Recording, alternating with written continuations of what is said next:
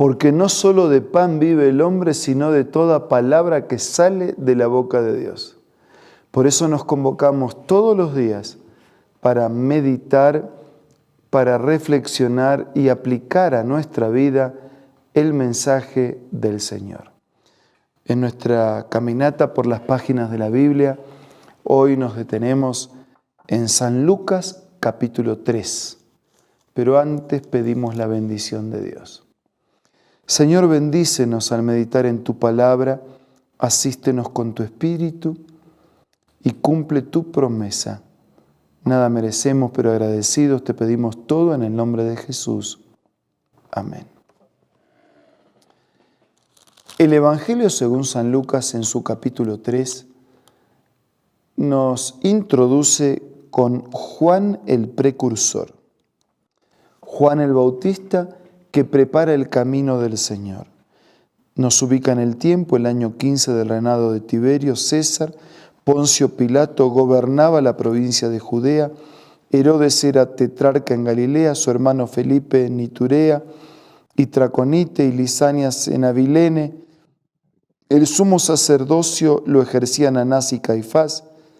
Ustedes ven, ¿no?, como Lucas, que fue un investigador, coloca todos los detalles, coloca toda la información para mostrarnos históricamente la vida de Cristo en el contexto, en el tiempo en que se desarrolló. Dice que en aquel entonces la palabra de Dios llegó a Juan, hijo de Zacarías, en el desierto. Y Juan recorría toda la región del Jordán predicando el bautismo de arrepentimiento para el perdón de los pecados. Así está escrito en el libro del profeta Isaías: voz de uno que grita en el desierto, preparen el camino del Señor. En el tiempo señalado y a toda la región estaría llegando el trabajo de Juan, el precursor del ministerio de Jesús. Un mensaje que tenía que llegar a todas las personas. Dice, voz de uno que grita en el desierto, preparen el camino del Señor. Háganle sendas derechas, todo valle será rellenado, toda montaña y colina será allanada, los caminos torcidos se enderezarán, las sendas escabrosas quedarán llanas, y todo mortal verá la salvación. Preparen el camino. El Salvador viene detrás. Su predicación era una predicación de arrepentimiento y de bautismo. El bautismo como evidencia pública del arrepentimiento y de la aceptación. Versículo 7. Muchos acudían a Juan para que los bautizara. Y su predicación fuerte y clara era: camada de víboras, generación de víboras. ¿Quién les dijo que podrán escapar del castigo que se acerca? Produzcan frutos que demuestren arrepentimiento y no se pongan a pensar, tenemos a Abraham por padre, porque les digo que aún de estas piedras Dios es capaz de dar hijos a Abraham. Dice, no, nosotros somos de una buena descendencia, tenemos un buen apellido, somos hijos de Abraham. No alcanza con ser descendientes de un buen apellido. Hay que tener una experiencia real, una experiencia viva con Dios. Es más, el hacha ya está puesta en la raíz de los árboles y todo árbol que no produzca buen fruto será cortado y arrojado al fuego. Dice, no pueden escapar al juicio, no pueden escapar al mensaje y al llamado de arrepentimiento que Dios hace. Y entonces, ¿qué tenemos que hacer? Fue la pregunta. Versículo 10. Versículo 11. El que tiene 2 camisas debe compartir con el que no tiene ninguna, contestó Juan. Y el que tiene comida debe hacer lo mismo. Entonces llegaron unos recaudadores de impuestos para que los bautizara. Maestro, ¿qué tenemos que hacer nosotros? Preguntaron esos exagerados cobradores de impuestos. No cobren más de lo debido, le respondió. No está mal en cobrar impuestos. Lo que está mal es cobrar más de lo debido. Y está mal el mal uso que podemos hacer de esos impuestos que deben ser utilizados para lo que corresponde. Versículo 14, ¿y nosotros qué tenemos que hacer?, le preguntaron los soldados. No extorsionen a nadie ni hagan denuncias falsas, más bien confórmense con los que le pagan. Cuidado, no vivan del soborno, ¿no? Las coimas.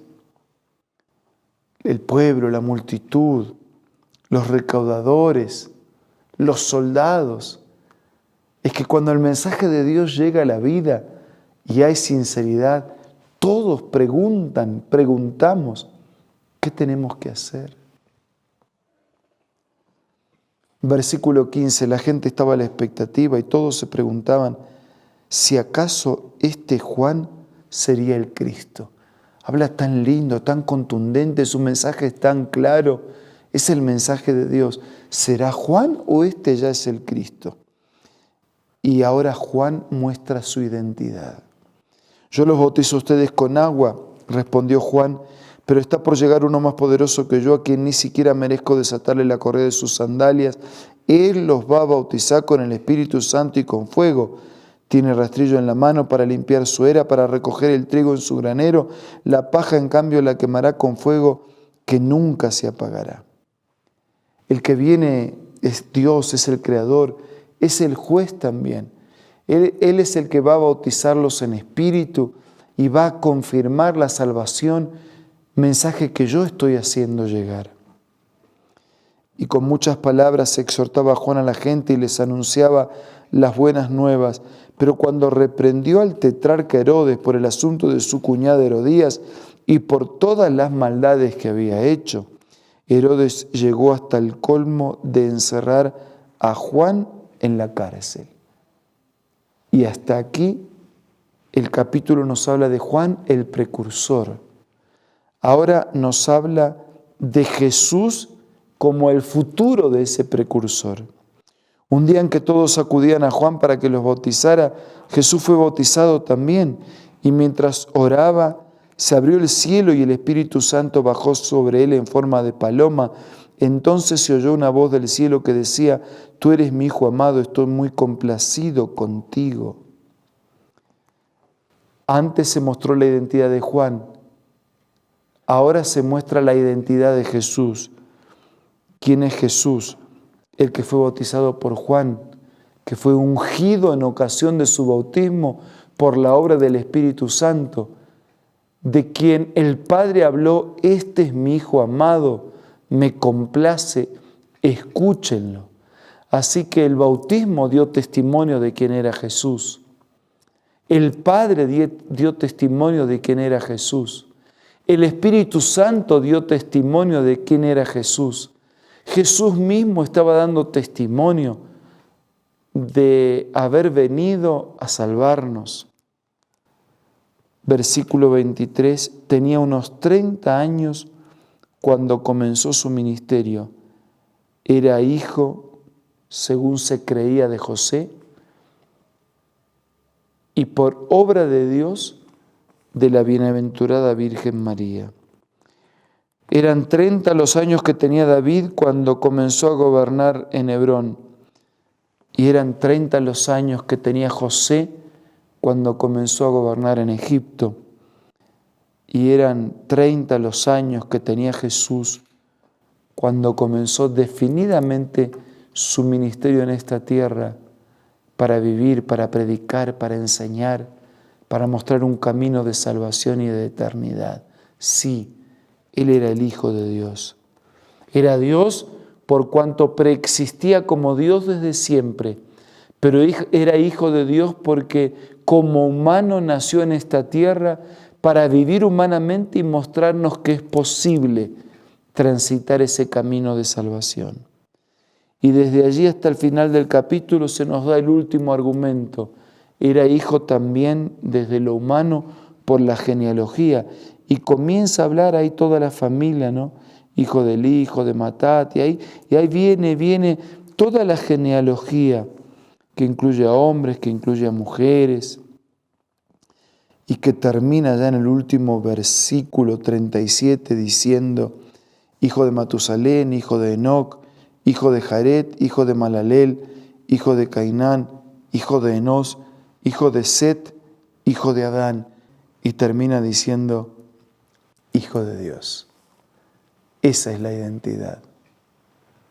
Es el ser humano que nació entre los humanos, pero es el Dios que vivía como Dios desde los años sin fin de la eternidad. Este Hijo de Dios quiere hacer la diferencia en tu vida. Este Dios quiere hacer la diferencia en tu vida. ¿Se lo vamos a permitir?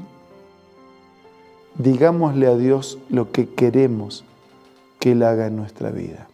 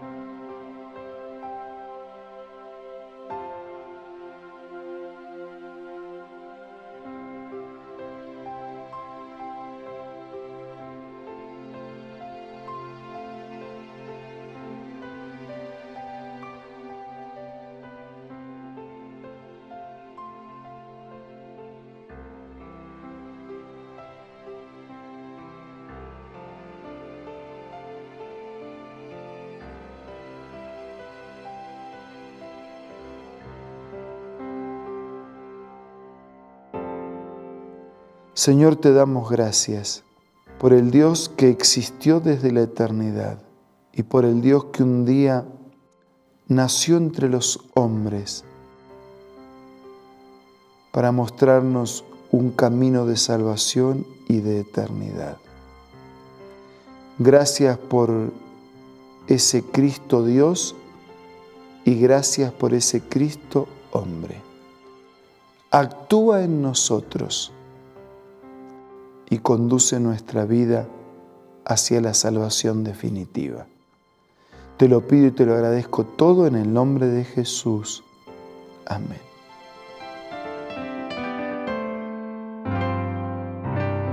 La Biblia, la palabra de Dios, es una carta donde nuestro Creador expresa su amor hacia la humanidad.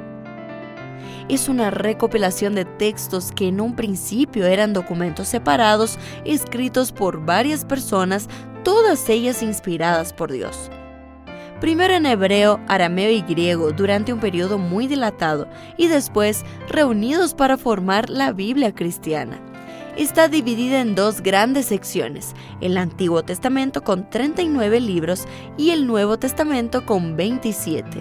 En la Biblia se desarrolla la historia de la salvación de Dios al hombre. En toda ella hay una línea conectora que une todo, Jesucristo. Es el personaje principal de la Biblia y el cual trae la revelación definitiva de Dios. Es considerada también el manual de nuestro fabricante. Es vital tener este ejemplar en casa y descubrir su valioso mensaje. Busca también en tu App Store o Play Store y encontrarás varias opciones.